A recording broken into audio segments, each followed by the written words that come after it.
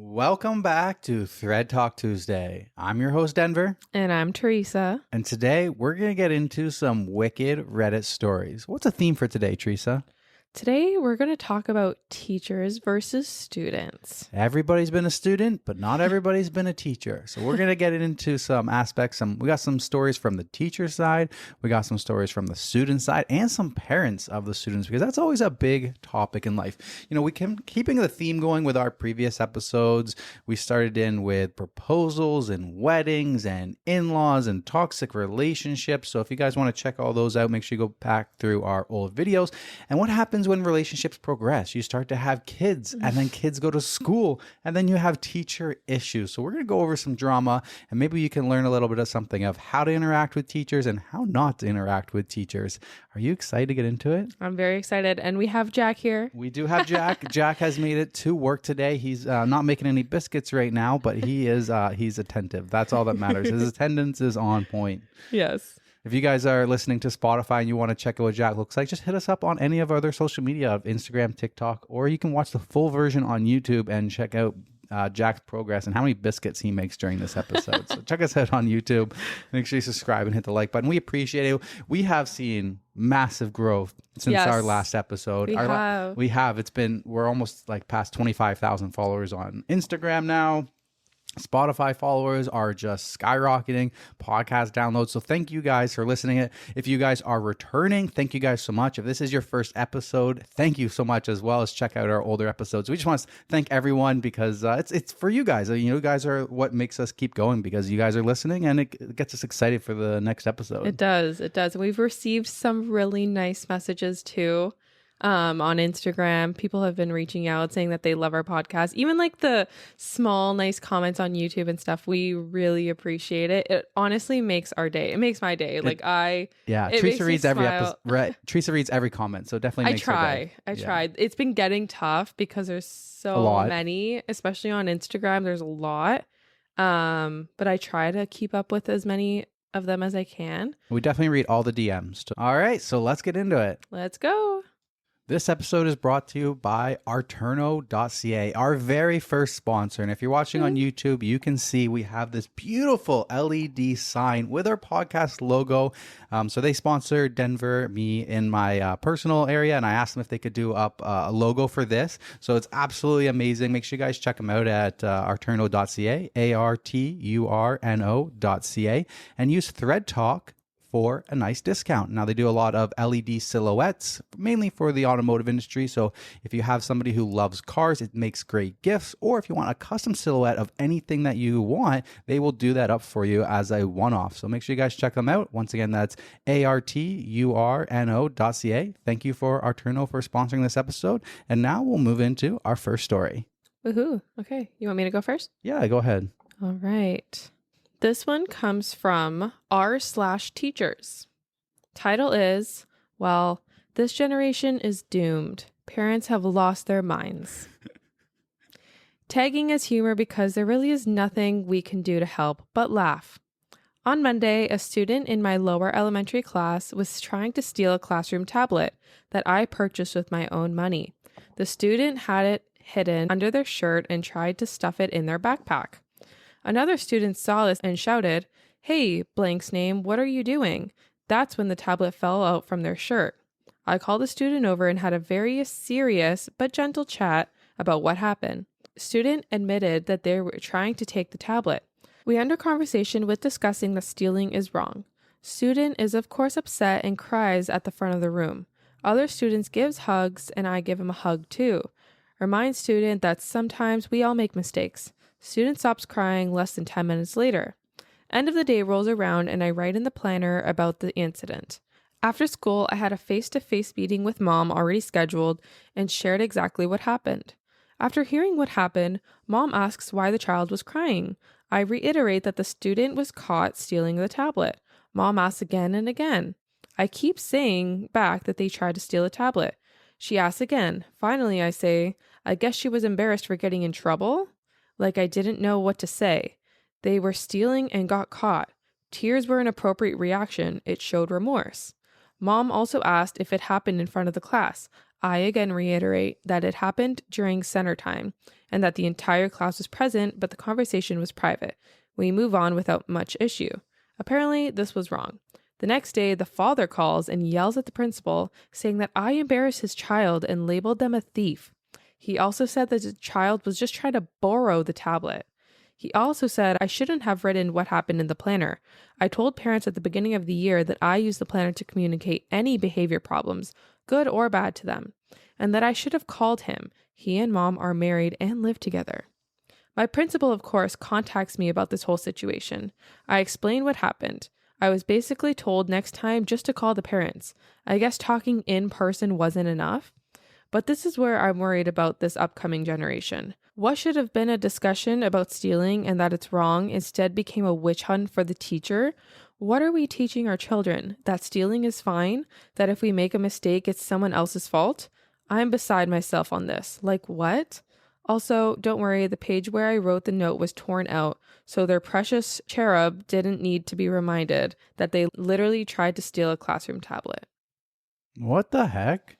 Bro, this generation is getting wild. First off, the teacher paid for a tablet for the class out of her own money. I would never do that. That's the thing. I would never do that. If the school doesn't want to put the resources into it, the kids don't need a tablet. You don't need a tablet for anything. And then she let him off with basically like a warning. She's just trying to teach him like, dude, that would have been discipline on my part. You would have been having the detention and stuff like that. Yeah, I don't know how old they are. It sounds like they're little. They had like center time. So I think they're like little kids. All right, little kids. So then you get time out in the corner for 5 minutes, you know? Not a harsh punishment. No, but there's got to be a form of discipline when you do something like that to like the kids got to be able to recognize that this bad behavior led to this punishment. Yeah. Now, as you get older, your punishments will get more severe. You're a little kid, you get 5 minutes. You do a felony when you're an adult, you go to jail. Yeah. So yeah, but like parents are so unhinged in like protecting their kids. It's like, what did you want her to do? It's not surprising though, because I mean, bad behavior trickles down. Bad parenting creates bad behavior, and I'm not too surprised that the bad parents behave like this. That's true. Yeah. If a kid comes in the classroom and your kid is a shit disturber, be ready as a teacher that the parents are probably going to be shit parents. No, that's true. Yeah. It sounds like they don't discipline their kids themselves, so they don't want teachers to discipline them, but also at the same time, how do you want the teacher to run her class?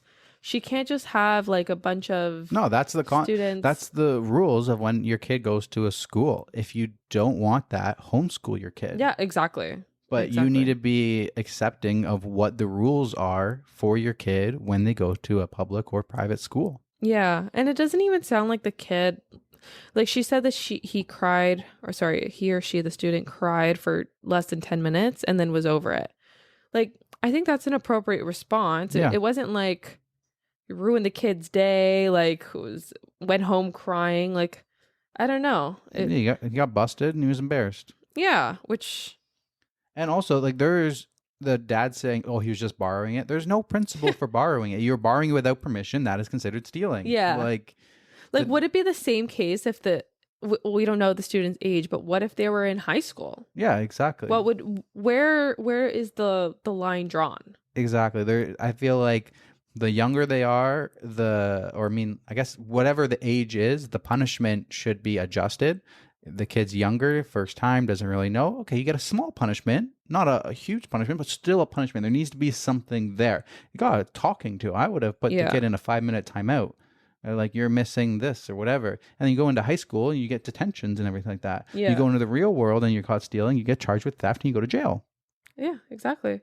Actions have consequences and students need to be taught that. They need to be taught that at a young age, that there is consequences. Yeah. But everybody is being coddled. You know what it is? Because I think, I don't know, like for me growing up, there was consequences. Mm-hmm. My parents gave me consequences. And I feel like some people got consequences when they were a kid. And now when they're having kids, they don't want to do to their kids what they got done onto them. That could be the case. And that's why they have trauma. They have trauma. And that's why, I don't know. I did it in quotations. Yeah. They have unresolved trauma. And that's why they're too soft on their kids nowadays. Yeah. Any top comments on there? Yeah, there's a top comment. Top comment. Teaching them that stealing is fine. Just call mommy and daddy. Yep. Call mommy and daddy for everything. Oh, you were stealing the candy bar from the store now that you're 12? Call mommy and daddy. Oh, you tried to steal the the iPhone attached to the cord to an apple and you got caught? Call mommy and daddy. The comment replying to that. Hopefully mommy and daddy have bail money for when they call when the call comes from jail. Yeah, exactly. That's exactly where it's going to go to if you don't nip it in the butt early. Yeah, exactly. It's just going to get worse. And you know what's worse too is they're going to start stealing from their friends and everything. They're going to be the person at a party that steals the phone connected that's playing the music. Just, ugh. Yeah. Okay. Moving along. All right. On to my story. This one comes from the Am I the Asshole category. It's from 2 years ago, so it's a little decent one. Would I be the asshole for reporting my child's teacher? This is an alt account because my family knows my Reddit. My spouse, 41 male, and I, 41 female, have a child that we're going to call Hannah, 15 female. Last week, I picked Hannah up from school and she said that one of her teachers, who we'll call Miss K, took her phone for looking at it during class. I told her she needed to keep her phone in her pocket during class. Then Hannah tells that Mrs. K hasn't returned it yet. I thought that was a little weird, but whatever. Go get it tomorrow. Every day after Hannah tells me she asked for it back and Mrs. K refuses. On Thursday, I sent her an email asking when we can expect the phone back and that I would like her to have it for when she works this weekend. No reply. A whole week of this passes. Today, Hannah gets in the car and tells me she asked and Mrs. K didn't even answer. She just ignored her. I lost my patience and went into the school. I found Mrs. K standing outside her classroom and told her it was time to give me the phone back. She tells me that Hannah needs to learn to stop using her phone in class, and I tell her that I agree and that she can take her phone away every day in her class if she feels she needs to, but it's not acceptable for her to just keep the phone for this long.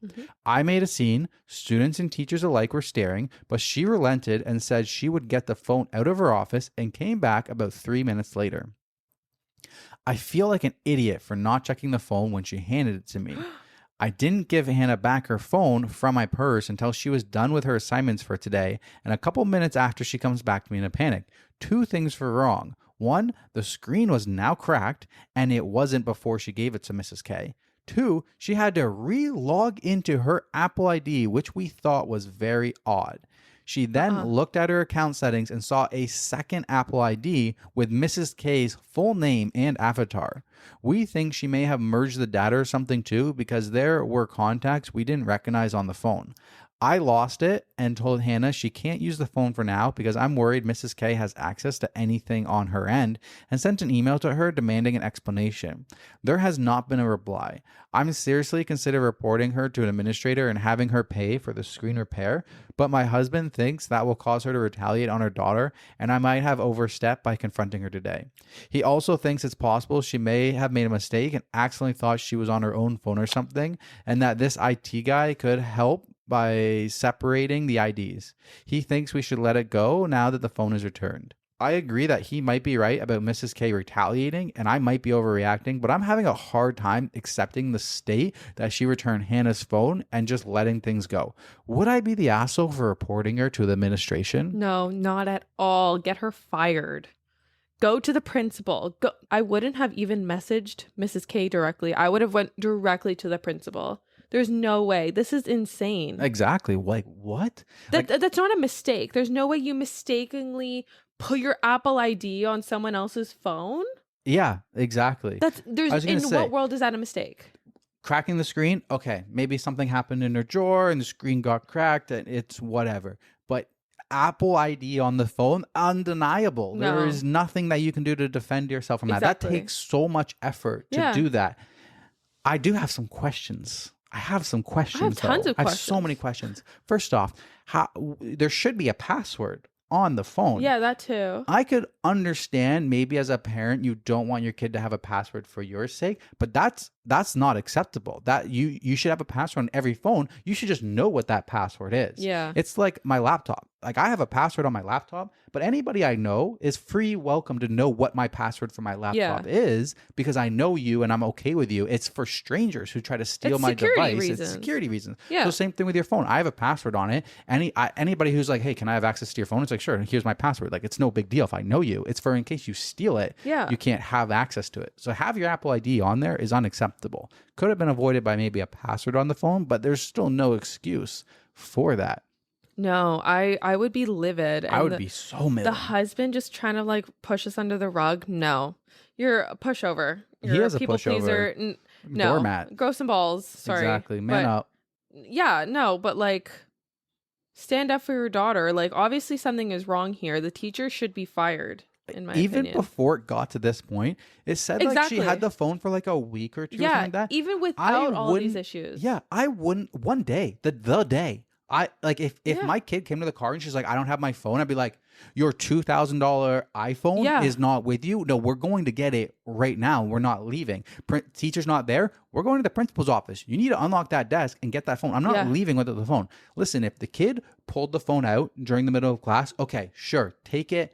Put it up on the desk. There should be like a phone bucket in these classes nowadays where like your phone goes into this bucket when you walk in, but that's like, you can't really do that because it's stolen stuff. But like if you're on your phone, okay, your phone comes up and it's on your desk where everybody can see it. It doesn't go hidden away in a drawer.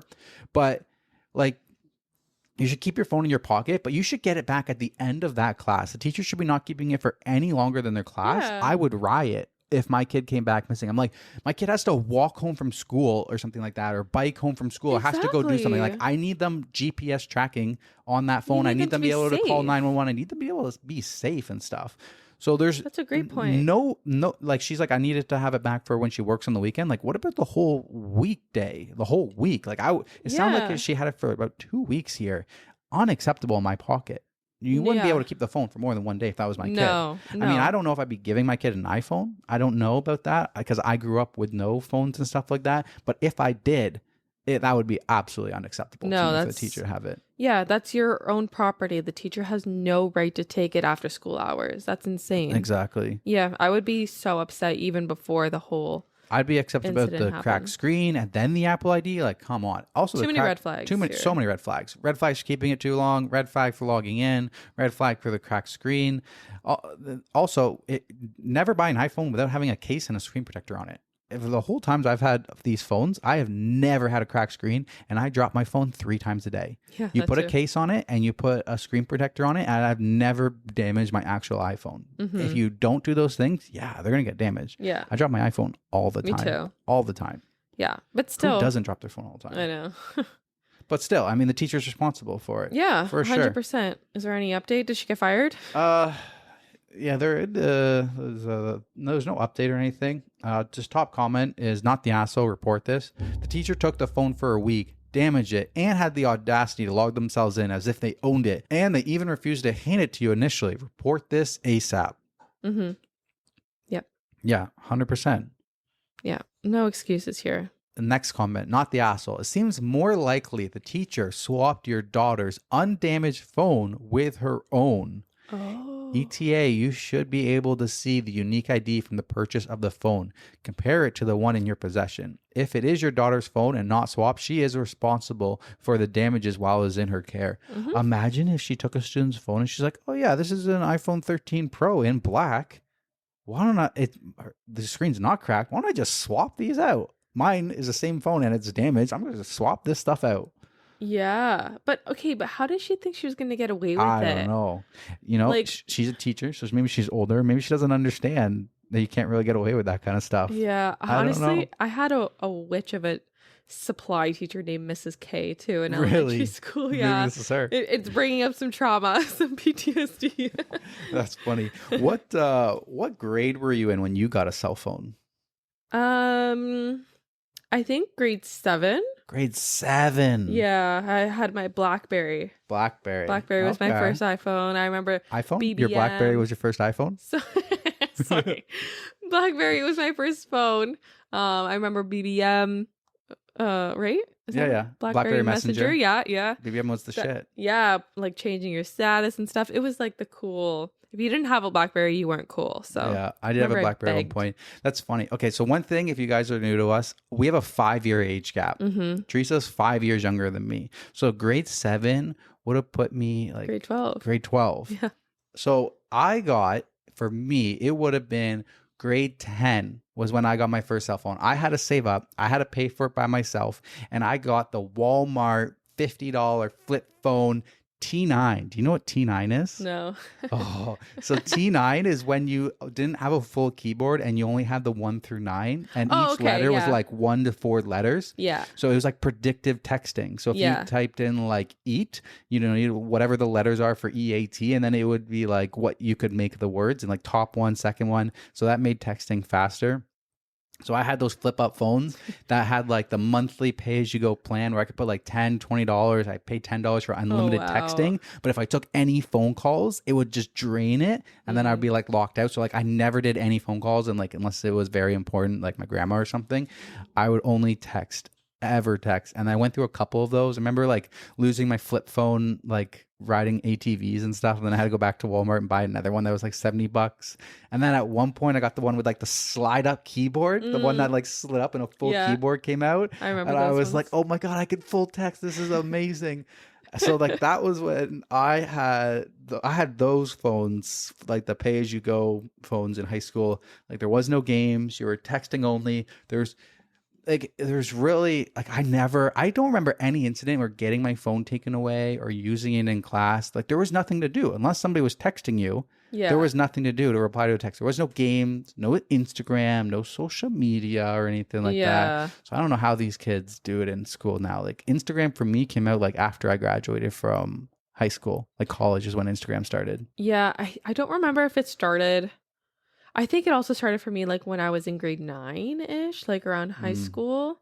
But I don't remember ever getting my phone taken away. Yeah. I never did. I mean, I was a goody two shoes, but I'd go to parties with a digital camera and then I'd have to upload them onto Facebook on my computer. I mean, I did too. That was my social media that I had, was Facebook uploads from my computer. I did that too. Of the digital camera. Yeah.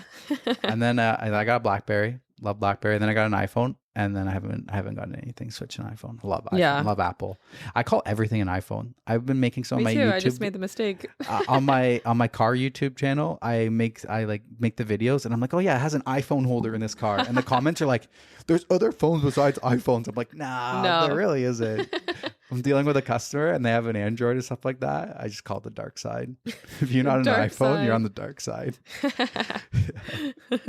And every like tablet is an iPad to me. Yeah. Like me too. You drive a Tesla has an iPad in the center. Yeah. All right, let's move along. All right. This one comes from Am I the Asshole? And was posted 1 month ago. Am I the asshole for reporting my college professor to my school? Edit. Please understand I am not from America. I'm from Europe. This is in fact how college works in my country. I know it might sound strange if you're thinking about American college, homeroom teachers and all, but this is how college works in my country. Before this starts, I would like to apologize for any spelling mistakes. English is not my first language. I, 21 female, have been going to college since September of last year. From September to November, we had a really nice lady as our main professor, homeroom teacher. She was already at the end of her pregnancy when we started the school year, so unfortunately she had to go. In December, we got a different professor, male 38. I'll call him K. K was a nice guy. He wasn't too old, so we got along with all of the students. He was funny, and everyone who knew him loved him. A week before winter break, he had everyone do a PowerPoint presentation about themselves, which, although some of us found foolish, we all liked him, so nobody complained. Multiple students did their presentations before me, and all was fine until it was my turn. I am a contortionist, and the summer before college, I got to perform in a traveling circus. I had been to my circus many times before, so it was very cool that I got to be a part of the show. Contortion being my biggest hobby, I obviously mentioned it in my presentation. When I mentioned that I got to perform in a circus, and that it was my dream job, Kay burst out laughing. He said, I've never heard someone be this excited to be a clown. Everyone else in the class started to laugh. It's a bit ignorant to assume that everyone in a circus is a clown, but fine. My mood changed, however, when I showed them a picture of me in a contortion. Like many poses in contortion, I was pretty much bent in half. When I showed that picture, one of my classmates yelled, "Now that's an arched back," to which Kay, who should be more professional than that, responded, "I bet you're quite popular in the bedroom." My heart dropped when he said that. I could not believe it. I refused to finish my presentation. My class said I was overreacting. After class, when I was about to walk out, I turned to Kay and said, "Gross joke." Then he said, "We're all adults here. We can joke with each other. Sometimes you just have to put your big girl pants on and suck it up." I didn't respond and walked out. At home, I could not stop crying because I really felt uncomfortable with that joke. I can usually handle it, but for some reason, I felt like an idiot standing there.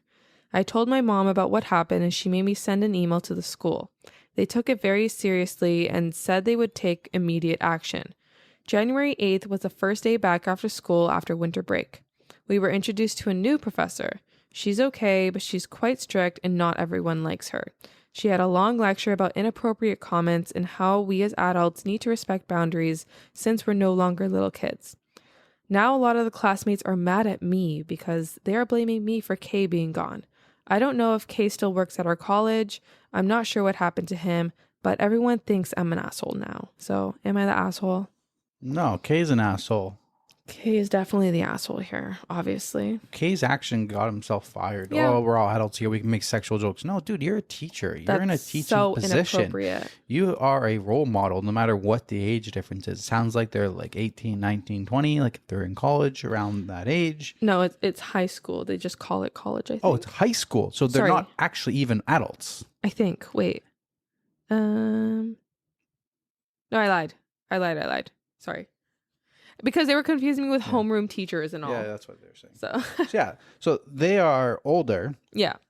Yes, they're adults, but you're still a teacher. You're still a role model. You're not at a bar and stuff like that. Yeah. Like, she's doing a presentation. You don't make sexual jokes about I a know. student during presentation. That's so icky. Even the clown comment is pushing it. Like, Yeah. that's still over the line and stuff like that. Like, you are a teacher. You're supposed to stay neutral. You don't make fun of your students during a oral presentation in front of the whole class. Yeah. Kay's actions got Kay fired, and fuck all of your fellow students for thinking this is your fault. They can go follow Kay somewhere. I don't know. No, literally. Sorry, I just reread. Her age is 21. So yeah, she's an adult, but you're still in a teacher position and stuff like that. yeah.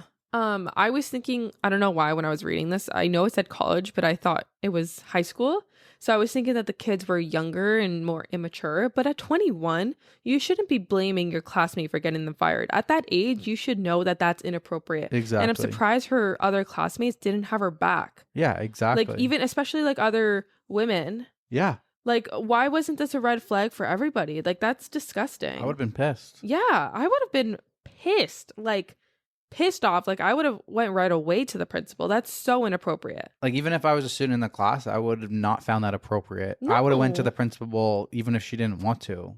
No, exactly. 100%. Yeah. The dean like, or whatever. if someone said that in my class to another student, I would 100% go up to them and make sure that they're okay and let them know, like, you can take action against this. Like, this is not something that should be allowed. Yeah. From a 38-year-old professor. Exactly. The Ew. professor is supposed to be a role model. Ew. Like, It's gross. it is gross. That's like, how immature. That's really gross. I'm happy they got a new teacher. Yeah. Suck it up that the teacher's more strict. Yeah, She's no. not. That's not her fault. Yeah, that's not her fault at all. No. Exactly. Overall vote, not the asshole. Top comment, not the asshole. You did the right thing, not only to protect yourself, but to protect future students as well. Yeah. Please don't second guess your actions. Don't respond to those other students. Do not give them satisfaction of knowing that you reported the asshole. They were assholes too and continue to be. Walk with your head held high. You have nothing to be ashamed of. I'm proud of you. Bam. Yeah, Well exactly. said. Well said. All right, moving along. All right, let's move along. Okay. All right, this one is coming from the Am I the Asshole subreddit, posted from 1 year ago from low_baker_1898 with 7.7 thousand upvotes. Am I the asshole for cussing at a teacher after she gave my information to a reporter? I'm one of a few, but growing number of single men who forego marriage to become a dad on my own. In my case, I used a surrogate 3 times, so I have 3 boys between the age of 5 and 10. When they started school and started to make friends, I did tell a few parents because they wanted to know more about me before letting their kids spend time with my kids. Most were intrigued for a few minutes, but that went away once they realized how normal we are. I'm neither an advocate nor an opponent of single-parent surrogacy. I did what worked for me. I also don't promote it in the same way people promote their personal lives for clout. In fact, I haven't told anybody about it in years. That brings me to my son's second grade teacher, Mrs. F. I got a random call from a reporter asking to interview me for a magazine piece on men resorting to surrogacy to have kids. I thought it was a joke, but he had all sorts of information, including the names of my kids and what I did for work. I asked how he got my information, and he said Mrs. F is a friend of his. In fact, she gave him my number. I was pissed. The next day, I told Mrs. F about the call, and she said it would be so exciting to be in a magazine and online. I asked, why the fuck did she put my personal life out there? That's a total betrayal of trust. She said she didn't know I'd be this upset and simply thought I'd be open to it. I told her that I didn't tell her my business, let alone give her permission to spread it. She didn't really say anything, so I called her a fucking moron who needs to grow up. She probably thought I complained to the principal, but that's just not my style. I will tell you the stuff to your face. Now, the VP principal is acting like an intermissionary between us after she said I cussed at her.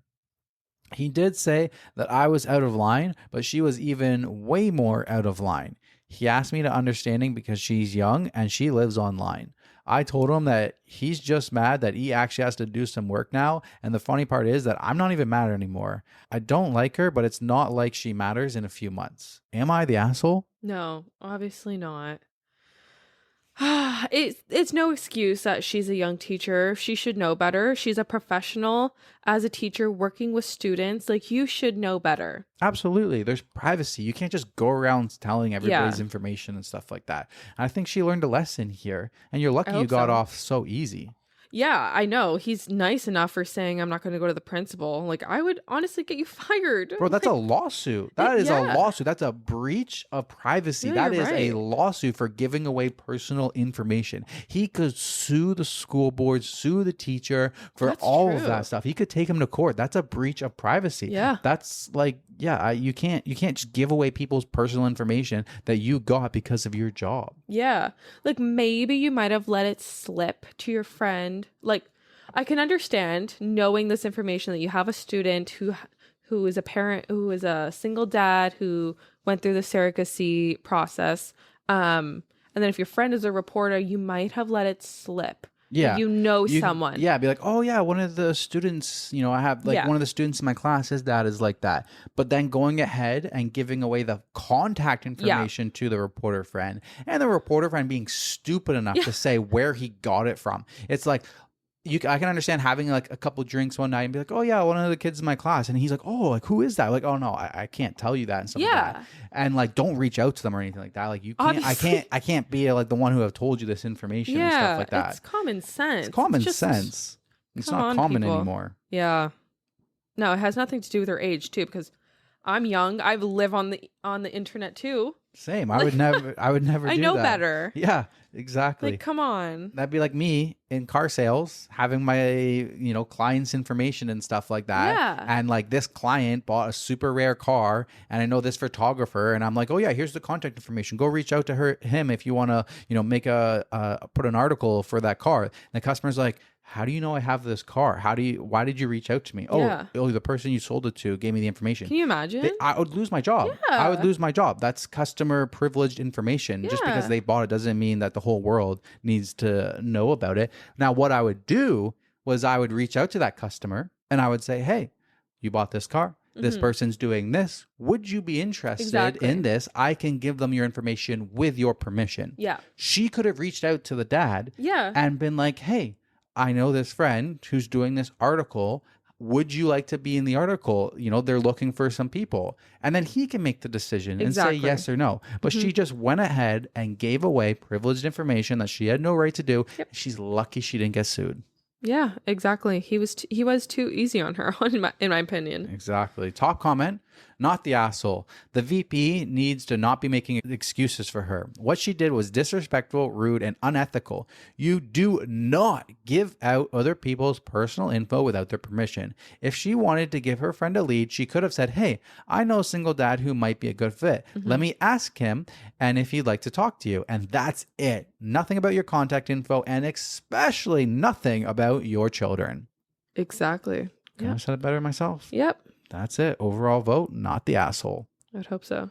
Me too. All right, let's move along. All right. This one comes from Today I Fucked Up. It's labeled as not safe for work. Today I fucked up by having a crush on my professor. Not today, this was several years ago now, but I still cringe about it every now and then. When I was a freshman at university, I had a huge crush on one of my lecturers, who was honestly just a regular looking middle-aged man. I was so obsessed with him that I often stalked him online, including LinkedIn, where I made a profile so that I could stalk him. It was creepy. Years later, when I joined the workforce and actually started using LinkedIn seriously, I realized that people actually get notified every time someone views your profile. He used to give me odd looks when I would pass him around campus, and I used to be paranoid thinking, oh God, he knows I fantasize about him bending me over his desk in his office. But then I think, nah. How could he possibly know that? He must have been thinking, hey, there's that weird girl who used to look at my LinkedIn profile daily. He even saw me at a graduation and made a very deliberate glance at me. He knows. Busted. Yeah. That's funny. Yeah, LinkedIn shares all. Yeah, you can't hide anything on there unless you change your settings so that you like you won't get that notification when other people view your profile. Like there's a way to change it. Yeah. But most people, yeah, if you don't change it, like that is the default. The default, yeah. I think it's so funny what she said. He was just an honestly like regular looking middle-aged man. But it's so true. It's like, yeah, what's the thing called, like the grocery store effect? Like if you see like an attractive man in the grocery store, like, oh my God, he could be the most attractive man ever. But like in the real world, like he's not that attractive. It's just that he's the most attractive man in the grocery store. Oh, okay. Never heard of that? Just like the out of the batch. Yeah. It's just like, oh my God, like look at this guy. Like he's decent looking, but like it's just in comparison to everyone else, like the entire crowd. Exactly. I feel like there's something, I don't know, attractive about a professor when you're a young person in school too. That too. Pretty Little Liars fucked us up. Yeah, I never watched that, but I just mean like if there's like your teacher is like an attractive person and you're kind of at that gap, like there's something even more attractive about the fact that they're the teacher, the professor, they're successful, they're above you. So there's a little bit of attraction there, regardless of what they look like. Yeah. Yeah, exactly. I thought this was just that's a cute little funny one. Yeah. All right. Moving along. I've got another one from Am I the Asshole? Mm-hmm. This one was 6 months ago, 7,000 upvotes. Am I the asshole for telling my daughter's teacher that she is being fucking stupid? Hi Reddit, I really lost my cool yesterday and I'm feeling really shitty about it, so I thought I'd check in with the internet for some clarity. My 11-year-old daughter is in 6th grade this year, and she's been working really hard in math. She has gotten over 80% in every class test so far, with sheer blood, sweat, and tears. She never used to be particularly good at school or exams. She's, of course, an amazing kid in a million ways, but really struggles with math and other subjects as well. Her math teacher has a pin board where she posts the names of 2 kids that have worked the hardest that week. She gives those kids a small reward, like a chocolate bar or something. I thought this was a good idea because it motivates the kids who struggle with math. My daughter came crying a few weeks ago about how she's never gotten picked as the week's hard worker. I asked her, how does the teacher pick these people? And she says she doesn't really know, but it's usually kids who don't do great on tests. If they showed a little improvement, then they go on the board. It seems really unfair to the kids who had worked hard and scored well, like my daughter. Yesterday, we had the first parent-teacher meeting of the year, and I brought this up to the math teacher. She basically said that my daughter does well only because she is naturally talented. So she only wants to give the reward to the hard workers who actually put in an effort for every mark. I just blew up on her. I yelled at her and I called her a fucking idiot. And that she has no idea how much my daughter studies, even though she's in the 6th grade, for fuck's sakes. Yeah. I said it's really unfair to obviously favor kids who don't get the good grades. I feel guilty for making a scene, and also, is the teacher right here? I might be a little biased because I'm not a teacher and my daughter is involved, but am I the asshole here? I don't think that this was a case where saying you're a fucking moron is warranted. Right? Like a little overreaction, buddy. It's definitely an overreaction to say the least. You're definitely on the asshole for your outbursts. Yeah. You're on the right track, I feel like, with your feelings. Yeah, I also see where the teacher is coming from, though. I do. I don't think the teacher should have said, like, she's naturally gifted. She doesn't work as hard. Well, that's what the teacher thinks. The teacher doesn't know how much she's been studying at home. So from the teacher's perspective, she's like, that's just a smart kid over there. Yeah, she doesn't see any improvement, but that doesn't mean that behind the scenes she's not working hard to always get those grades. Exactly. She's like, that's the smart kid. She doesn't need any encouragement because she's already in doing it. This slacker Timmy kid over here, he's a fucking idiot. He needs to pick up his math grades. So here's a little chocolate bar. Maybe he'll work a little bit harder. Yeah. But you got to find a balance. Yeah, there does have to be a balance. You have to let every kid be the hard worker. Unless there's one kid who's just slacking, never try. Even the kids who are extra smart, you need to give them recognition once in a while, or else they're not going to want to do it in the future, and they're going to be sour like this kid is. Yeah. Like you gotta give them a little reward every once in a while. Maybe you need to evenly rotate these rewards with choose timing. You can't have a reward system in the class and then have a kid who never gets it. That's just unfair. Yeah. No matter what it is, no matter what you're trying to achieve with it, you can't do that. Yeah. You need to rotate through and be like, oh, I've seen like you've been doing so good for months and stuff like that. Like, good job on being consistent. It's time for your reward. Oh, Timmy over there, I seen the extra work you put in from last week. Okay, now you get the reward this week and stuff like that. After he got the reward, then you go to the good kids. You got to keep encouraging the good kids to do good work. Exactly. Otherwise, they're not going to be encouraged to continue to keep up their good work. Exactly. Like the teacher had good intentions with this. Yeah. But she fell a little short by neglecting the people who are doing good. Yeah. And I think it's just an honest mistake. I don't think absolutely. Like she was malicious. Nope. I agree with that. Yeah. So what's the overall vote? Oh, the overall vote is asshole. Yeah. Okay. Good. Top comment. You're the asshole. You're right. The teacher doesn't know how hard your daughter works. It's completely reasonable to be frustrated by this and by the weird system of arbitrary reward that is borderline shaming. But you're also a grown-up and nobody is in actual danger. Don't yell or curse at anyone, especially teachers who already have it super hard and are under terrible conditions. Yeah. I would say, like, daughter comes home crying, tells you how it is. You have a conversation with the teacher and just be like, hey, listen, like, I just want to ask about, don't ask your kid how they're getting their rewards. Ask the teacher, hey, how are you handing out these rewards and stuff? And the teacher's gonna be like, oh, I'm handing out to the people where I see a big improvement. I'd be like, okay, well, my daughter, she feels a little bit left out. This is the reality of the situation. She works her butt off studying. I have her studying for an extra 3 hours, every night of the week and stuff like that. I'm like, do you think maybe, you could choose her as the reward in the future so that she feels some recognition for the hard work that she's putting in at home? Mm-hmm. Have that conversation with the teacher. Then if the teacher refuses to do it, then maybe a freak out is warranted. Yeah. But first step would be having that conversation with the teacher and letting her know how hard your daughter is working. Just talk to them like a mature adult. Exactly, mature adult. There's no need to use that language. If you have that conversation with the teacher and then the teacher is still still being biased and not showing any reward to that kid because she's whatever, then go have another conversation with her boss. But never at any point are you no matter what the situation is, are you ever warranted for raising your voice, yelling and swearing at somebody. That is just unnecessary and childish behavior.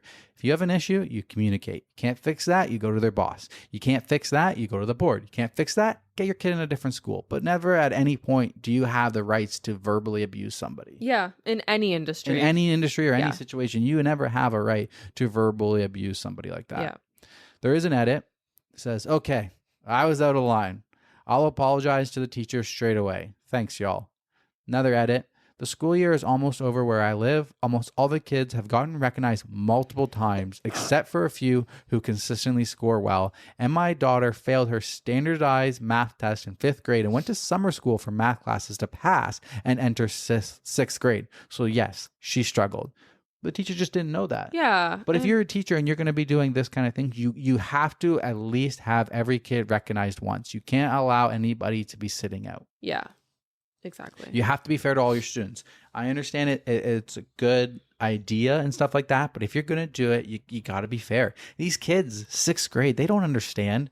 Like, just because someone's naturally gifted and smart at math, even outside of this daughter's situation and stuff, she's just gonna be hurt and let down when she never gets a reward. You know what? Maybe she gets once everybody else has had a reward, now it's her time to get a reward, being like, you've done so good this whole time and stuff like that. Yeah. You gotta rotate through. Yeah, exactly. You would be a great teacher.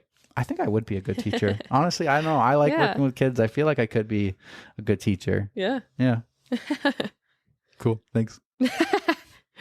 Okay. But like, I feel like whenever I'm at work and I have to like train somebody, I feel like I'm a good trainer too. Yeah. Like, I feel like I always like break it down. I'm always like I know you do. I have Even a with good me, way of like training people to stuff. do things, right? Yeah. Teaching you to do things. You're calm.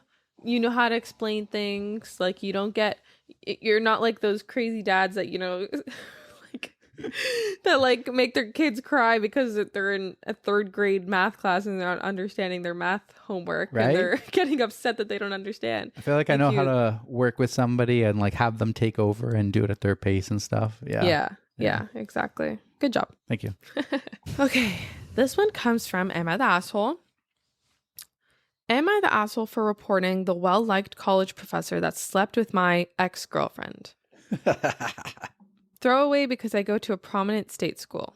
Edit. At the time this happened, my ex and I were still dating.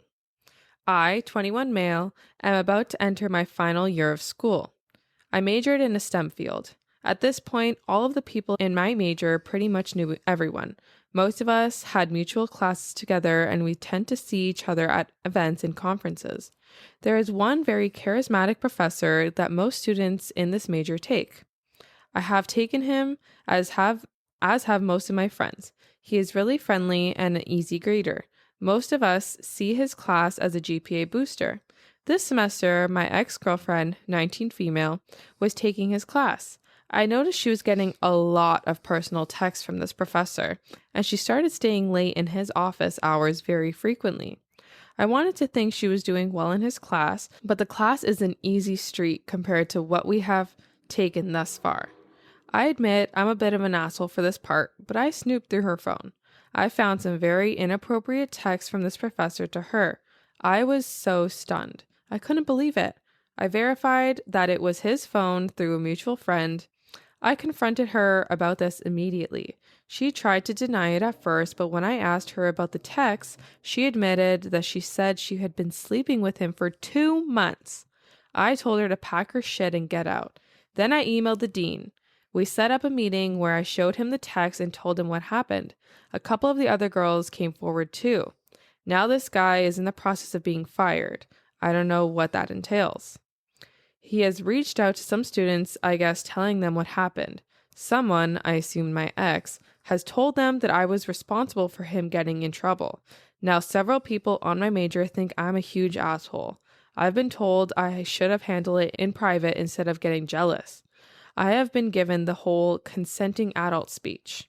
I have been iced out of a couple end of the year events, and it really fucking sucks. I do feel bad about a man losing his job, and apparently he was married.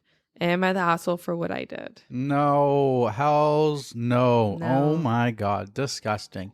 Now, just because that they are of consenting age actually doesn't make it right. No. Because when you are in a teacher-student dynamic like that, when somebody has power over the other person, it's almost the same thing as if they were underage, because there's a power vacuum dynamic there. Yeah, it's a power dynamic. There's an ethical obligation the teacher has to not do that with his students. Yeah. So damn right, he should be getting fired. Absolutely. Yeah. He should be getting fired right away. And that is not on you. That's on him.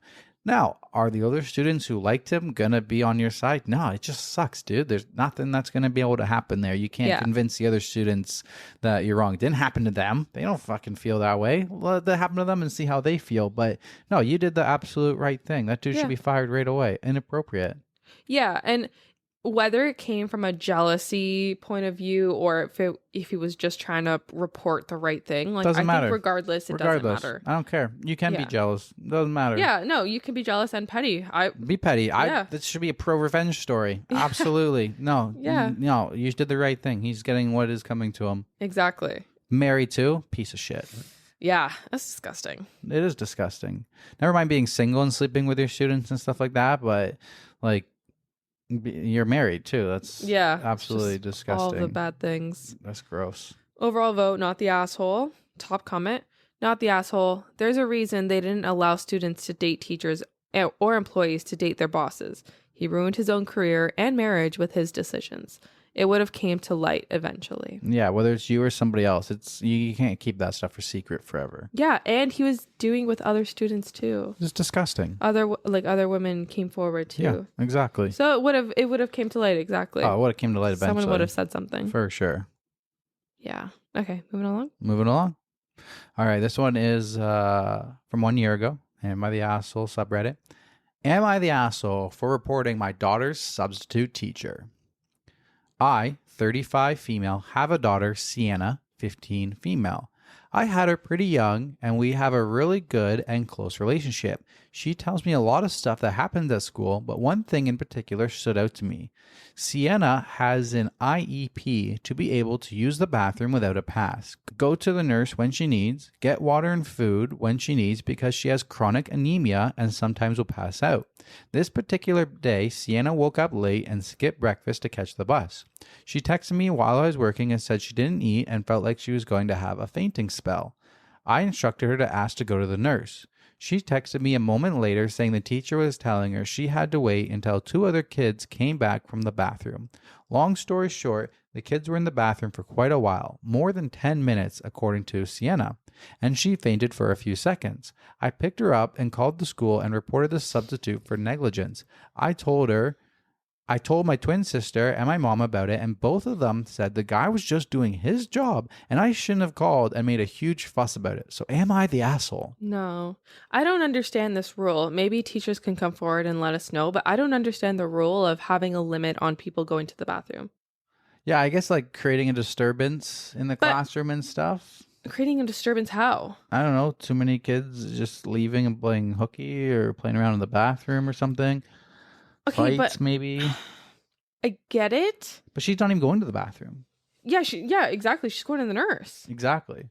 I don't think that should be a rule. Like, we're Exactly. humans. If 5 people need to go pee at the same time, even if it's just going to the washroom. Yeah. If 5 people need to go to the washroom at the same time, like, Yeah, it is what it is. You should be allowed to go do that. Like, right? I don't remember having any issues like this when I was in school or anything. I but do. also as like a substitute, like it's not your position to know what is right and wrong. So let the kid go, mention it to the principal, and if the kid didn't have rights to go do that, then the kid will get in trouble. But as a substitute teacher, that's not something you really need to enforce. Because what if you're wrong? Like you were. Better to err on the side of caution, I think. Yeah. I wonder if, like, when teachers get their jobs, like, if they're told that they have to have a maximum of people. Yeah, I mean, that's rules from the school, and the substitute teacher could just be trying to, like, keep his job. Enforce the rules. And if he's not aware of, like, this student's needs and stuff like that, he's like, hey, I need this job. I can't get fired and stuff like that. It depends. It's tough. Because sometimes substitute teachers do have, like, a God complex where they have, like, a huge ego and, you know, they're just on a power trip. Yeah. But, yeah, but she was just going to the nurse. Like. Exactly, for a medical exemption thing. Yeah. Yeah. So wait, she had a card that said that or something? Yeah, there is an edit that says 504 instead of an IEP, but it's American stuff. I have no idea what that means. But basically, she had the proper stuff like to be able to go to the nurses when she needs to and stuff. like the diabetic bracelets. Like that's what I'm picturing. Like something that identifies that you have this issue and you should be exempt from. Yeah. So basically, the substitute teacher said he doesn't have proof of it and that she has to wait.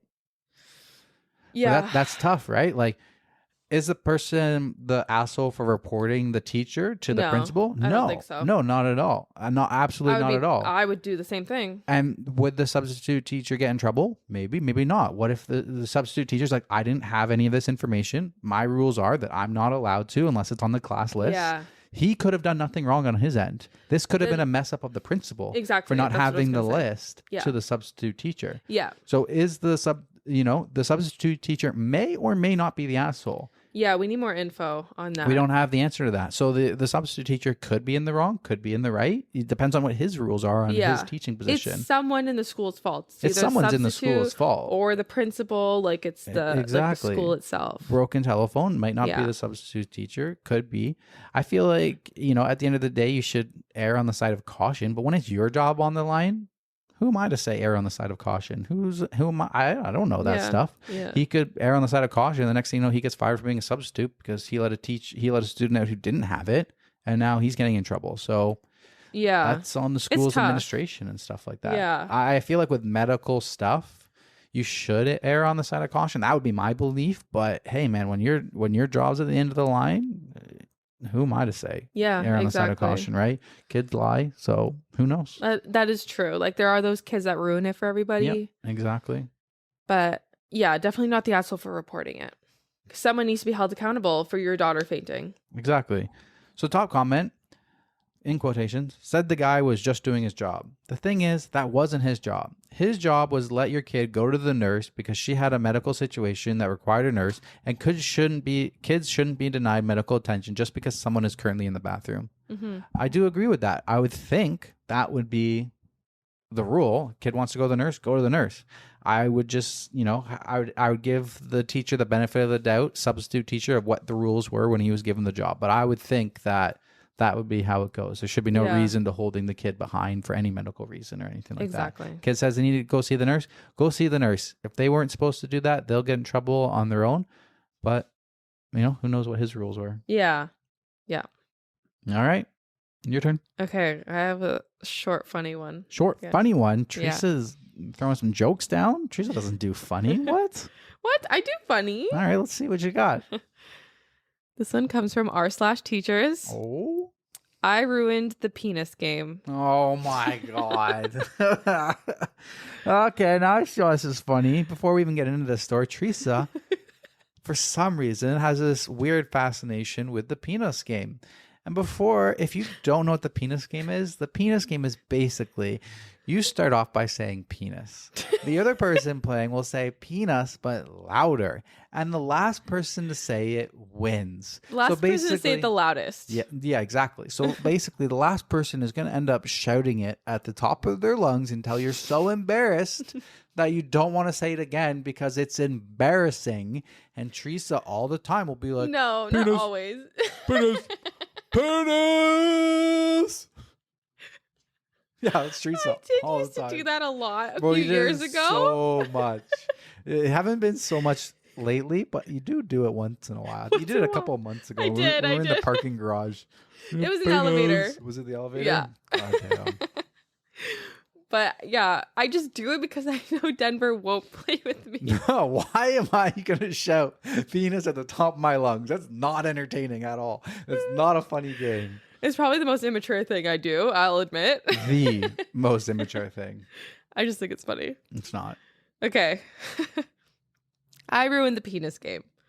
I've noticed students saying penis in the hallway, but it didn't happen in my classroom until today.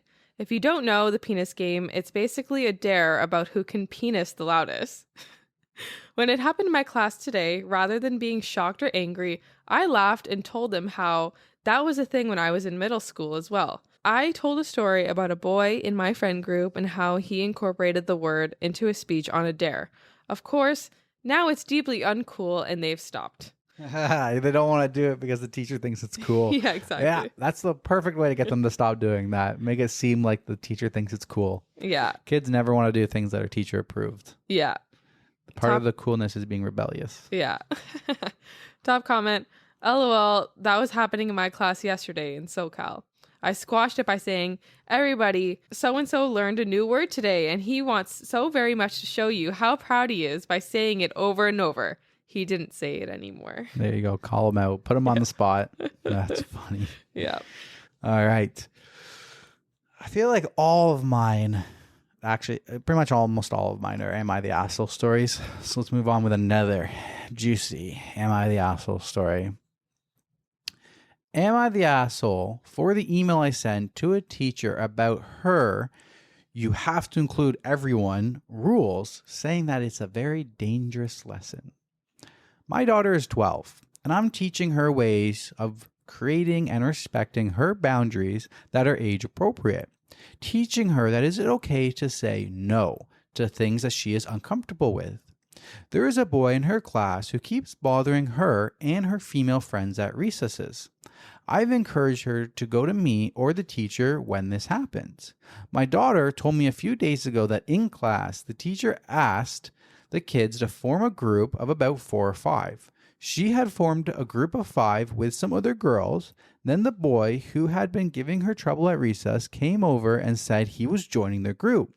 Another girl said that they already have 5 and he should work with a group who only has 2 or 3 people. He said no because the teacher had said about 4 or 5.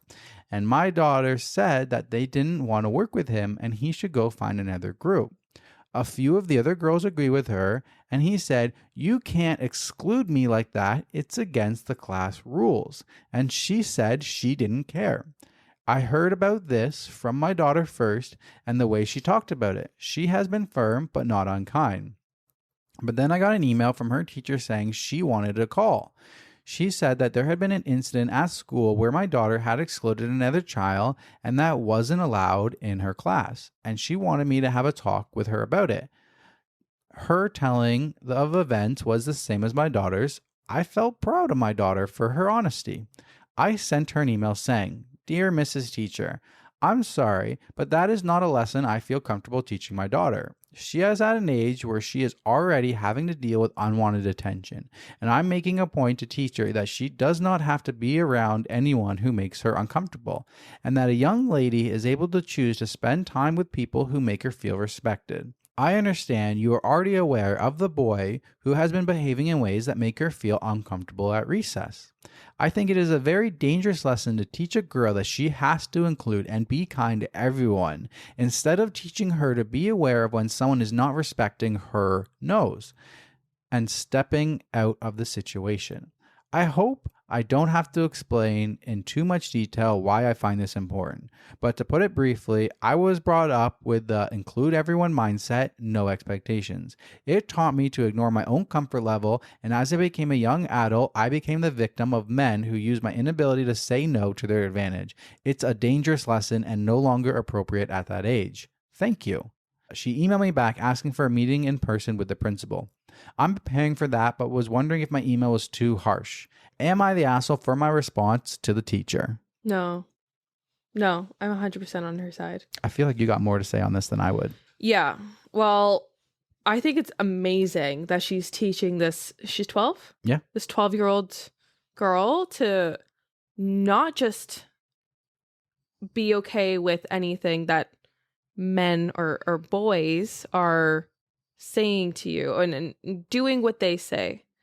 We as a society, yeah, we've normalized this. We, like, as kids, like, we've always been told to include everybody, never exclude anybody. But it has taught us growing up to just be, I don't know, just kind of do whatever we're told. Mm-hmm. And I think that's amazing.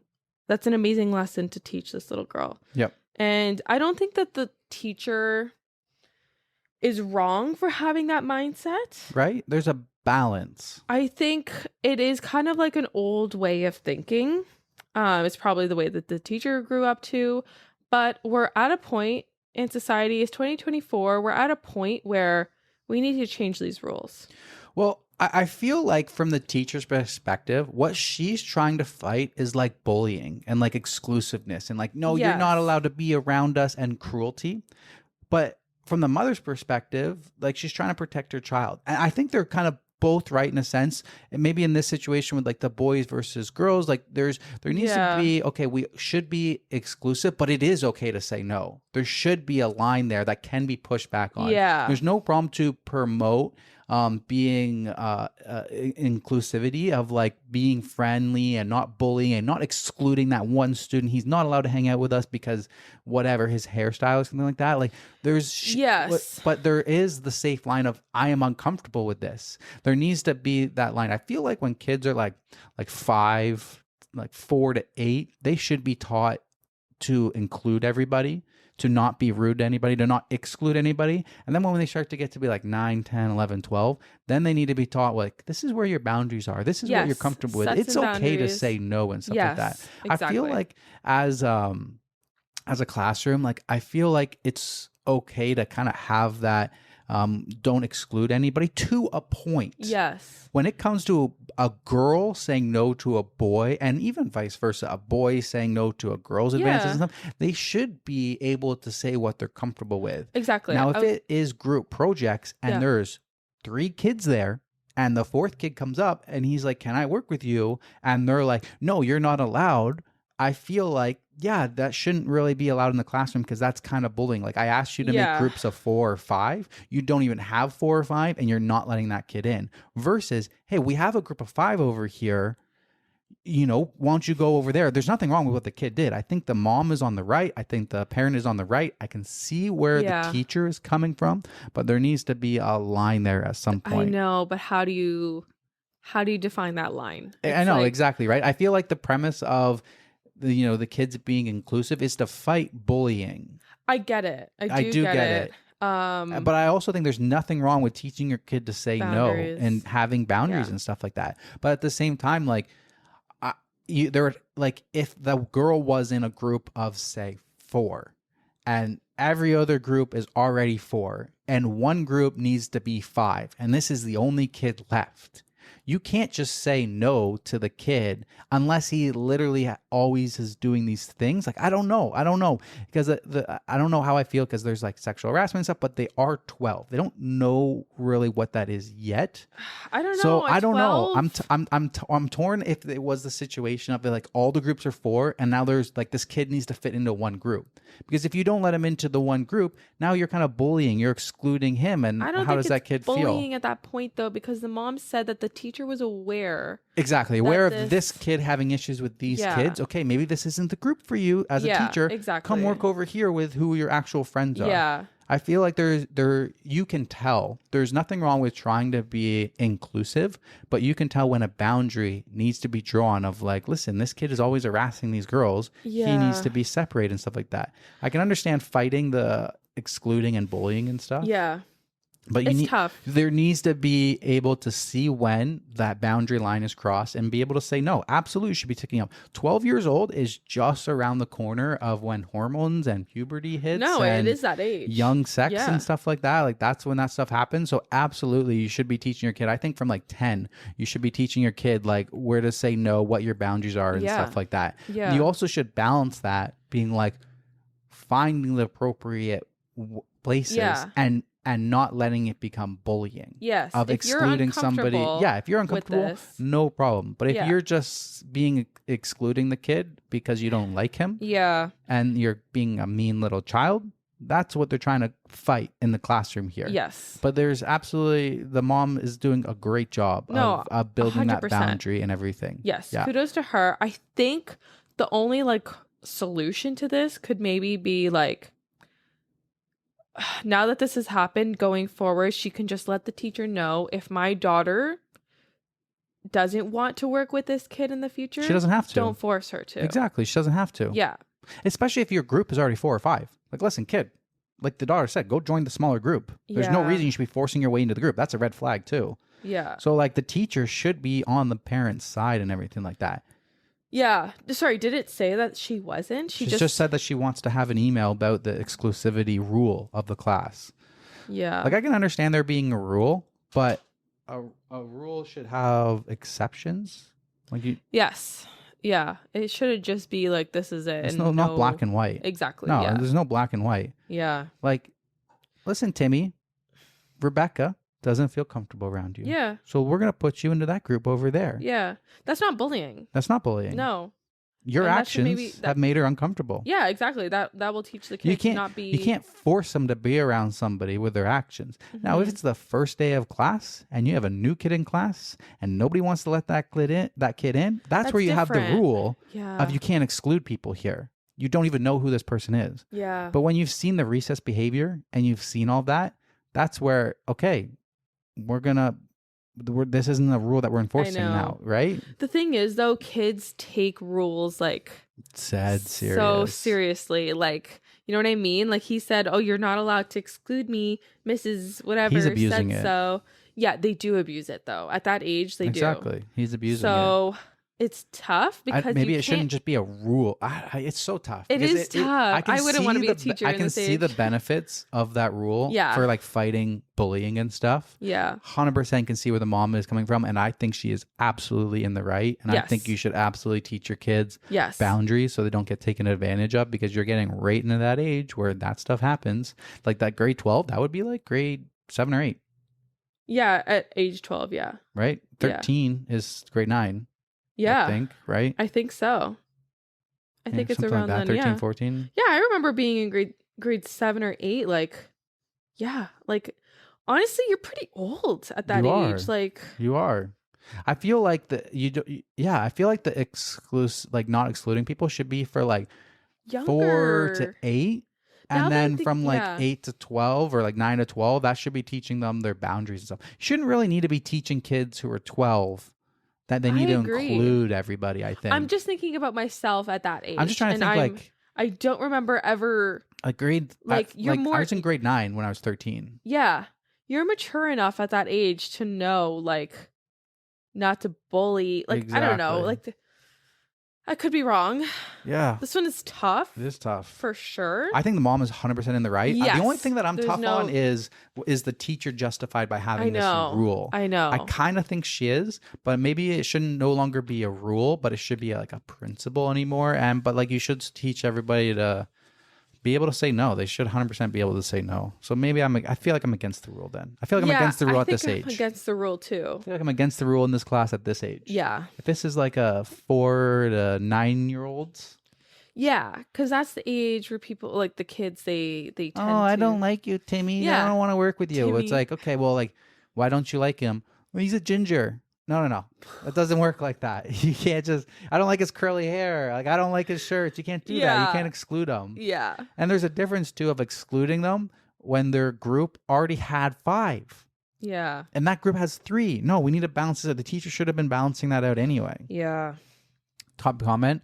You could point out that the boy didn't need to join their group as there was other incomplete groups. He wanted to join the one that was already complete for the sole reason that your daughter was in the group. He wanted to join the one that was already complete for the sole reason that your daughter was in the group. Yeah.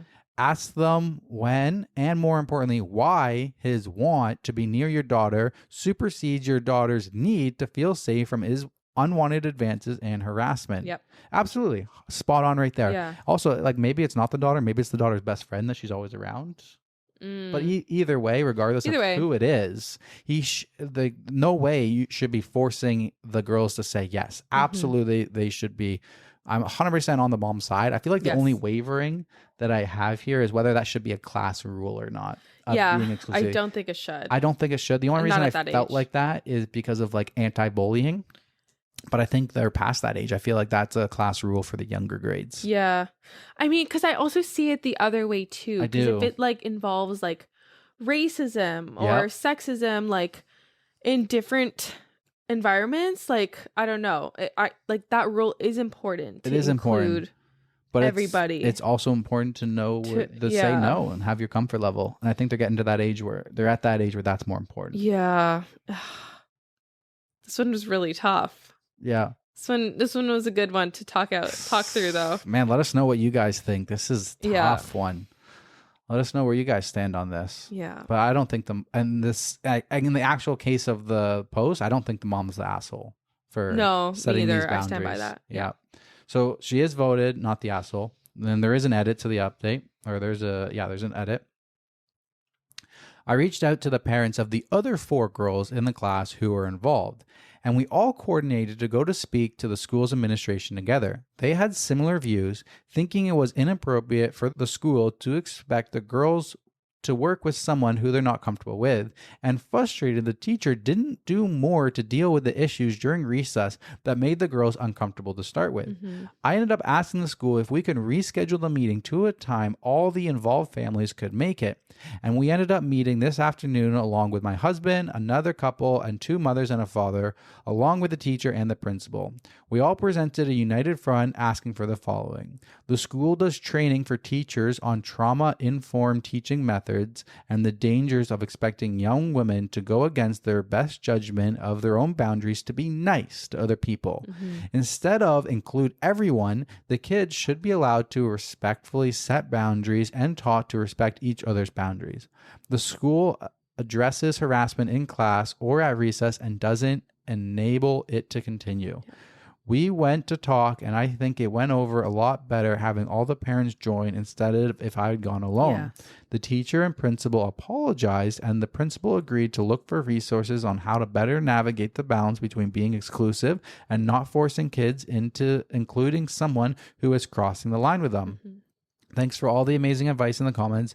I cannot believe how much this blew up, and I'm so grateful for everyone who replied with advice and support. And honestly, was getting pretty emotional hearing how the lessons I'm trying to teach my little one resonated with other women, whether they're moms too or have been through the same struggles I have. Yeah, that makes me emotional. Absolutely perfect. Yeah. You have to just find that balance between anti-bullying and people being able to set their boundaries. Yeah. I think at this age point, setting the boundaries is more important. Yes. When you are 4 to 8 to 9, in between that age, that's where, you try to build the foundation of not excluding anybody and being okay with everything. Yeah. But even then, like you gotta be able to let your kid know that it's okay to say no to other people. Yeah, I was gonna say even at that age too, you have to listen to your kid. You gotta listen. And it's good to build that foundation to be open, but you gotta know when to close that line. When that line has been crossed, you gotta build where that line is. Because Timothy's playing with his toys and Jimmy runs up and steals his toys. He shouldn't be getting in trouble because he should be inclusive to Jimmy. Jimmy should have asked. Yeah. Now, if Jimmy asks and Timmy says no, that's when you teach. But that's where the balance, the delicate balance of teaching that line. Yeah. This was a good one. Yeah, that was a good one. I try to find some stories that kind of talk about different issues and stuff. Yeah. All right. Moving along. Okay. This one comes from r/teachers. Title is Parents Mad I Wore the Same Print and Size as Child. This is working at a public school summer program. So, one of the places I get cute, simple dresses, almost tunic shirts that I wear over leggings is Children's Place. The skater dresses I'll usually get are size 14 or 16. They do not look like a children's dress, i.e., not special, loud, or otherwise distinct. They fall about mid-thigh for me, again, more like a long tunic shirt. Never had a complaint ever. I've done it for years. These are often marked down to $10 or less. When I was getting a couple of new ones, I noticed this. Science teacher me had to have it. It's so fucking perfect. I teach STEM. I couldn't resist. I also sent the link to the art teacher because there's a fantastic art one. So I wear it, and it so happens one of the girls in my class, a middle school kid, is wearing it too. She's a head shorter than me, so the dress comes down to her knees. She was wearing shorts. Summertime outing code of conduct for outdoor science is shoulder to knee coverage to help prevent burns and injury. We're all within the code. Cool, right? She wanted to take a picture of us twinning, and I let her because how cute is that? Mom comes in and loses her shit. She said I made her daughter look bad because she wears a size 16 too. Yes, the child's dress is very tight on her, but kiddo said it was also the most comfortable clothing she had, so I was happy for her. That was the entirety of the convo. Kraken 2.0 complained to admin that her grown-ass teacher has to violate dress code by being a pervert and wearing kids' clothes. I might point out that had I not been wearing pants, the dress would, but I had pants on, not shorts, so going to my thighs is not an issue. Admin told me while I was completely in code that no teacher should ever wear children's clothing for any reason.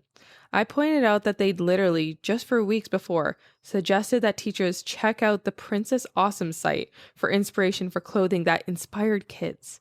Never mind, this dress was $13 and Princess Awesome is $65. To which they said, those are in adult sizes. Even if they offer children's clothes and you fit, you need to buy the adult ones. What the actual fuck? The art teacher, who was in the union, was livid and she's dealing with it on her end. I'm just a contractor. But really, part of me wants to be understanding, but part of me is just so angry because it's a dress that fits. I'm willing to accept that I'm wrong because it's kids' clothing. But am I in the wrong? I don't think so. Like the fabric is going to be the same pattern, whether they made it in a kid's size or an adult size. It's the same fabric. Yeah. And first off, do you know how, that kid sounded like she was hyped. She was happy. She wanted a photo. We were twinsies. Twinning. Like, she was like, she probably felt like the coolest kid in the school that day. And the mom blew it out of proportion. The kid's probably like, no, mom, I liked it. And like fucking carrying. Yeah. But like, I don't think she did anything wrong, especially when they like show them the website, different website and stuff. Just because it's a kid's size. No, like you were twinning with a kid, that would have happened no matter how you bought your clothes or anything like that. Yeah. It's not in the wrong or anything. No. This is what I mean where like our generation is mess because people just go in, they complain and they Karen and things happen. You're like, this literally makes no sense. What are you even complaining about? Your daughter was literally hyped, happy, took a picture with me because we were twinning. Yeah. I thought you would be very happy and like cool that we matched. So it's ridiculous. Yeah. Absolutely ridiculous. Yeah. Yeah, I know. Top comment. You've heard of malicious compliance, but get ready for a malicious non-compliance. Quotations.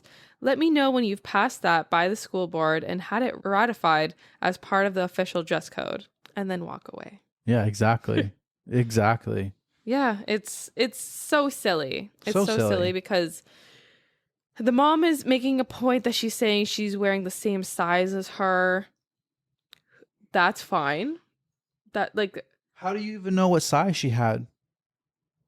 yeah, that's a good point. How does she know?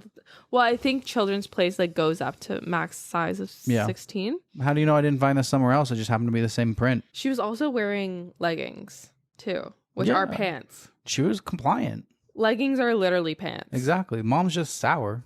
For what reason? I don't know. Because they matched, because she was wearing kids' clothes. Makes no sense. Yeah, you should be on your daughter's side. Your daughter was hyped. Yeah, she was happy. Took twinsies. Yeah. Posted on Snapchat. All right. Moving along. All right.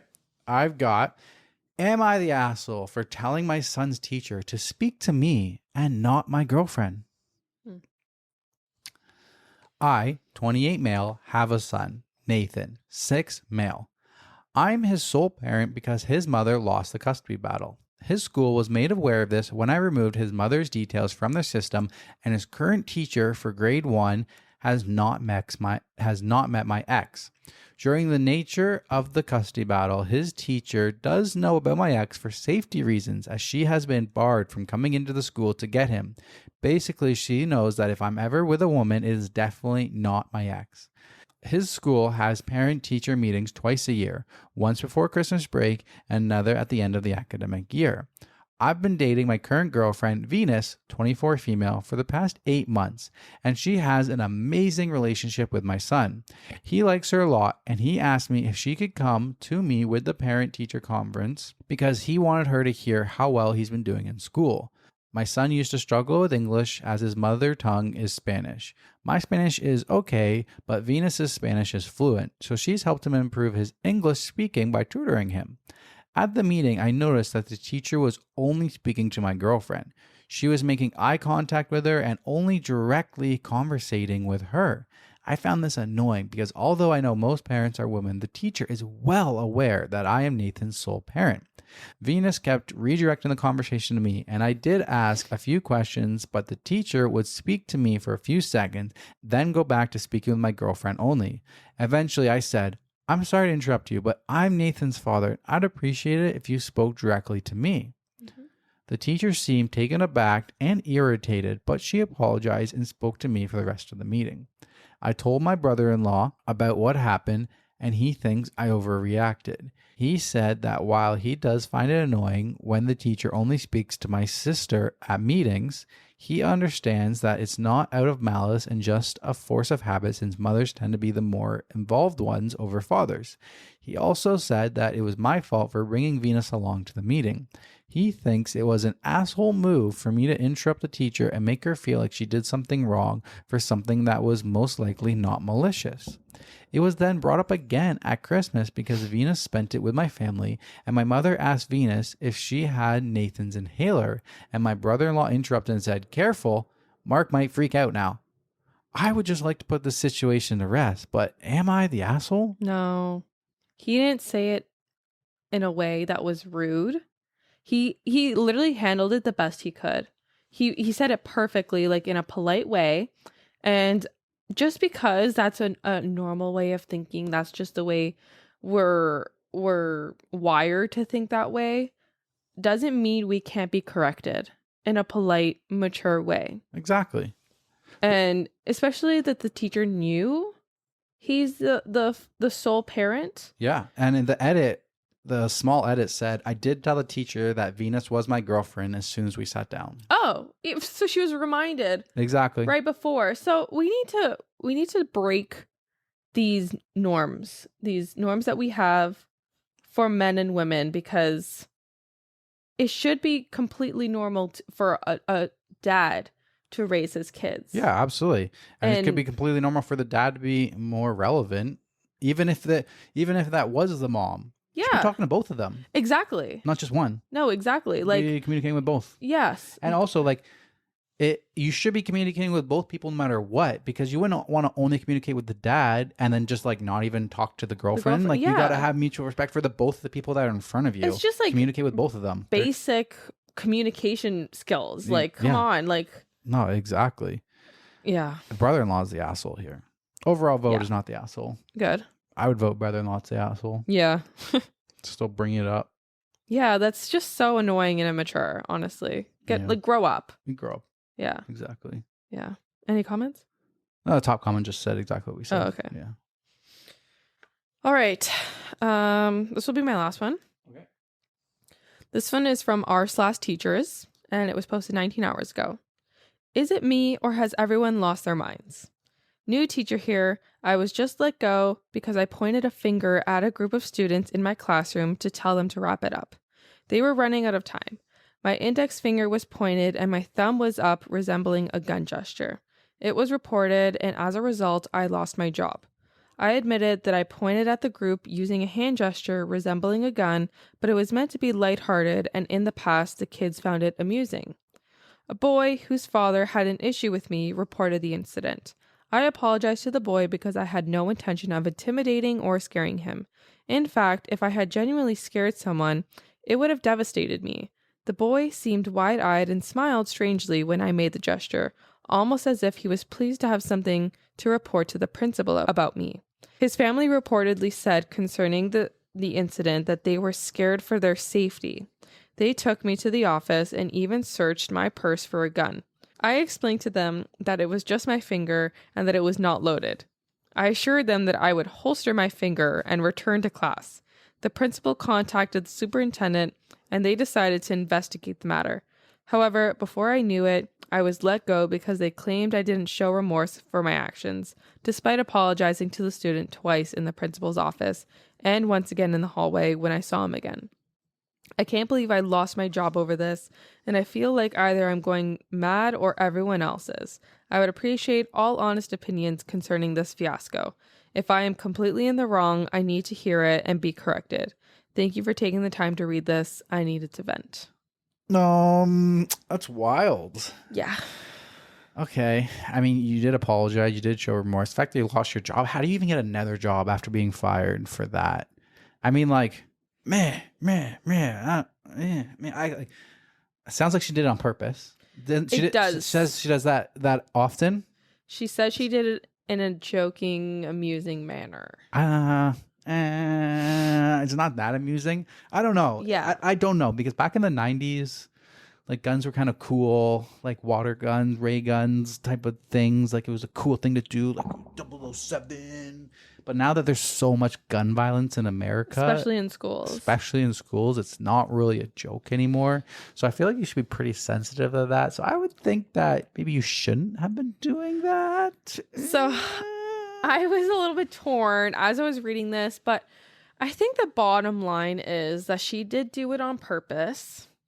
And she did it as a joke. And does it often, though? Like, is there a difference between, like, you pointing and your thumb just happened to be up? It's like, oh, you're up next, whatever. But when you're always doing it, yeah, maybe you shouldn't be doing that. Like, it's... I don't love it. I don't love it, but at the same time, like, it's just your fingers. At the same time, I don't think she should have lost her job. No, I don't think so. Maybe a write-up. A write-up, maybe. I just think it's, like, it is a sensitive topic. Very sensitive. So, I don't know. A lot of the comments are saying the opposite. So, top comment is saying, plenty of teaching job these days. Move on and hope your new school has admin that will support you when you encounter nonsense like this. I don't think it's terrible nonsense. I don't think so either. Especially in America. That's what I mean. Like, there's a school shooting like once a day in America.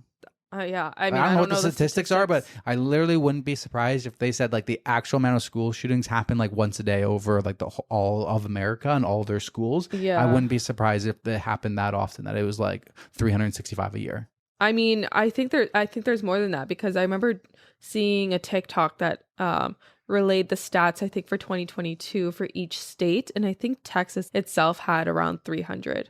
Yeah, in a year. That's messed up. I'm pretty sure. I could be wrong. So yeah, I don't know if you should really be doing that. Yeah, like I said, I don't think she should have lost her job, but I think just be more mindful. Just be more mindful and just err on the side of caution. Always err on the side of caution. Yeah, because there's no reason. Like, I don't see that as a joke. Honestly, I don't really find it funny. I don't really find it funny. And yeah, like, especially if kids have been through that, like, you don't know what your kids have been through. You have no idea. Like, maybe, like, I don't know. Like, the only way I could think this is appropriate is, like, maybe you guys recently watched James Bond for a class project or something. An inside joke and or it's something. An inside joke that happens, like, one time. But if you're doing that, like, weekly as a joke, it's not really a joke.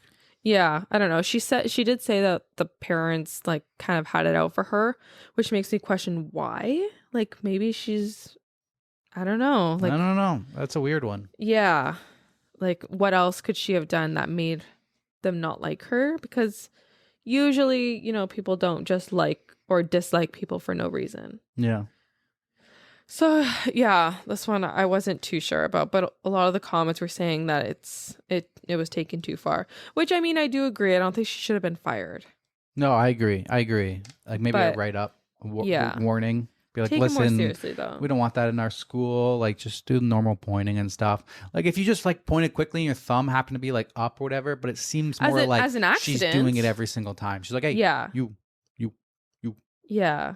Yeah. I don't like it. No, I don't like it. I'm not vibing this. No. Not vibing this. No. Especially in America. Yeah, exactly. Maybe if you're in like Finland or something.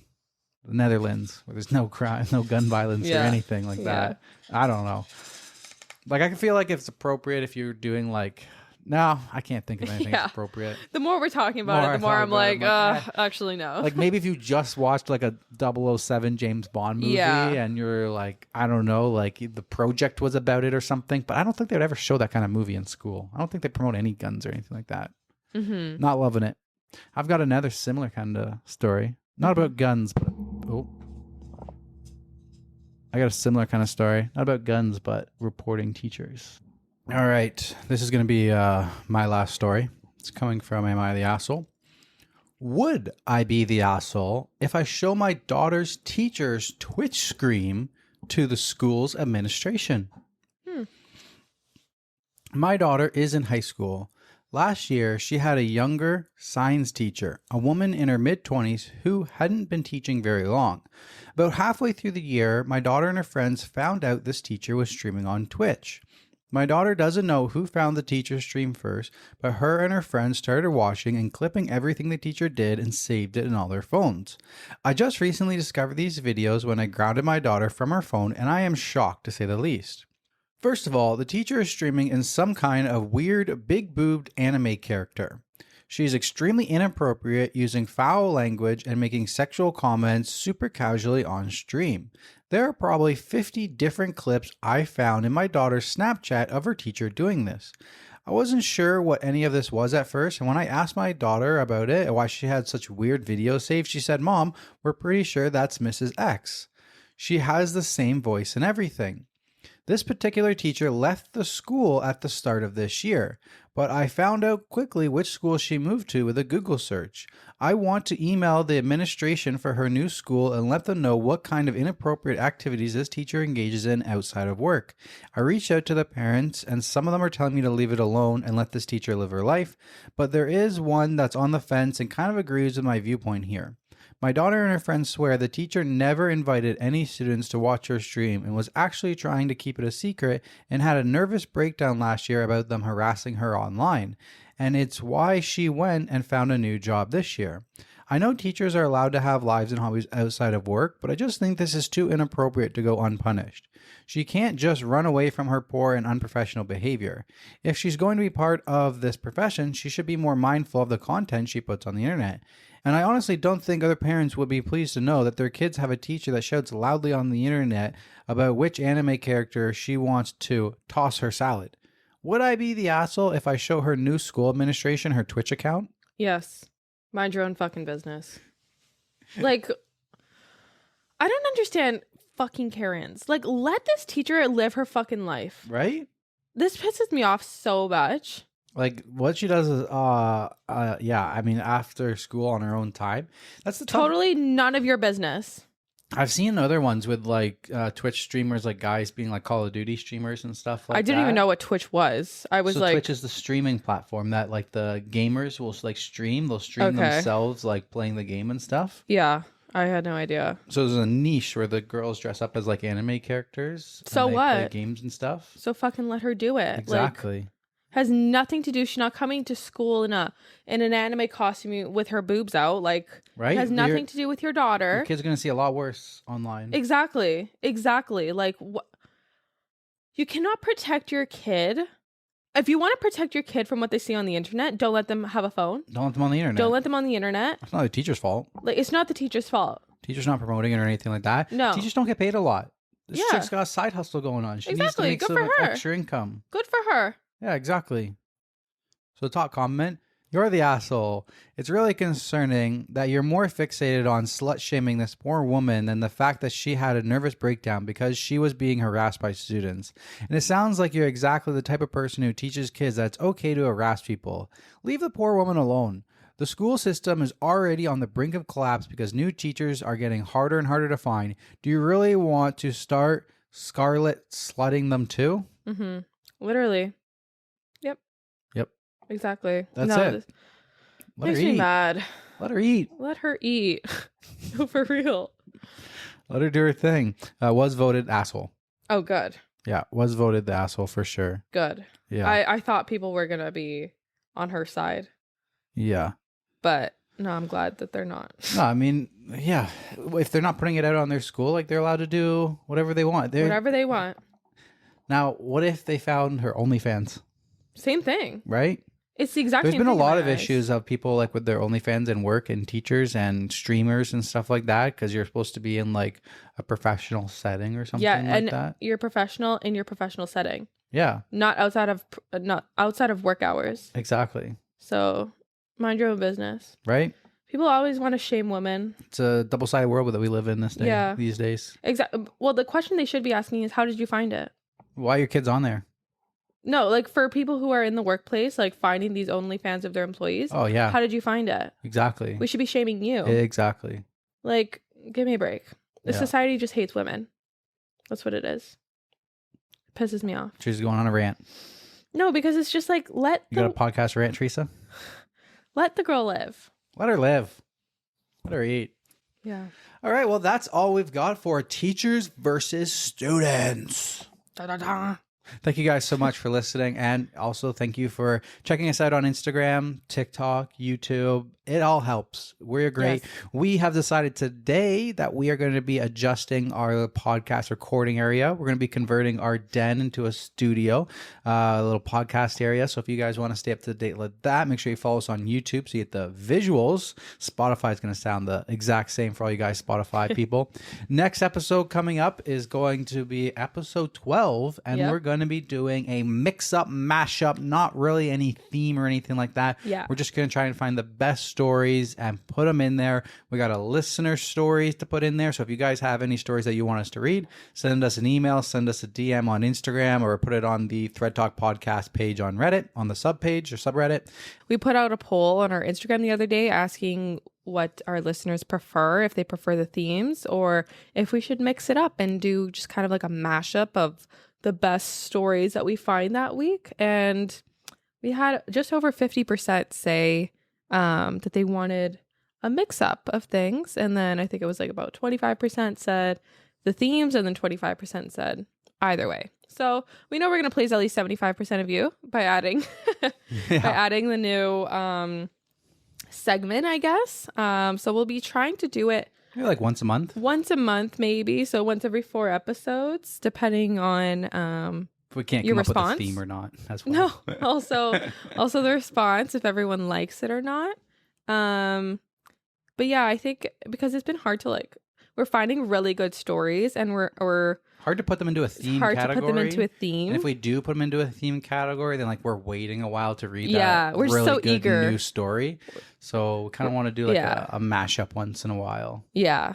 So I think it's good to switch it up. It is. Yeah. It is. All right. Thank you guys for watching. Once again, thank you to our brand new podcast sponsor, arturno.ca. So make sure you guys check them out. I'll leave a link in the description. Use ThreadTalk for a discount if you guys want an awesome sign like this. I love this podcast sign. sick. It looks so cool. I'm excited to put it up in our new den area, podcast area. So thank you guys so much, and we'll see you on the next episode. Bye.